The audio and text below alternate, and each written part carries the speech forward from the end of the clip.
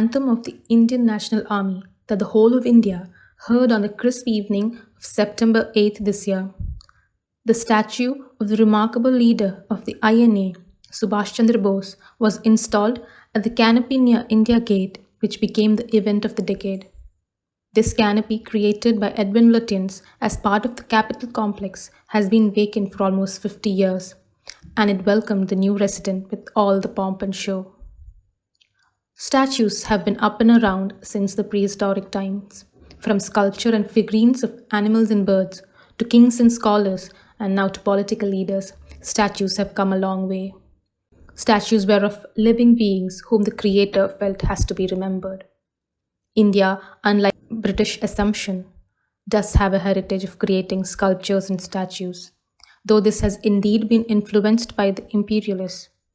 No matter who creates the statues, be it the kings, the colonizers, or the government, it consciously instills memories in the minds of the laymen. Delhi has been the hot seat of power even before the Mughals arrived. It has seen its own share of history, of politics and administration. Here, each statue narrates a different story. Let's find out who writes these stories and why. This is Sushmita Pai, and you're listening to Statues, Politics and Memories, a podcast series discussing the political history of India through statues of New Delhi. And this is an introductory podcast that will give an overview of the statues that we will be discussing in the coming series.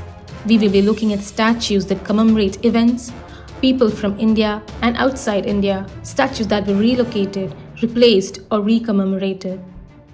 From the Gyara Murti statue and Teen Murti statue, we go to statues of political leaders like K. Kamaraj, Rajiv Gandhi, Sardar Patel, Ballabh Pant, along with statues of Lenin and Alexander Pushkin, and finally to the statue of the decade, the Netaji Subhash Chandra Bose statue.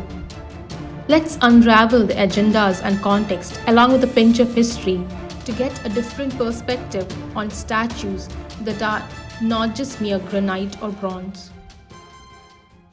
Coming up in the following episode, we dig into the relations India has with Israel, and is it just from the pre-independence time, or are we still adhering to that bond?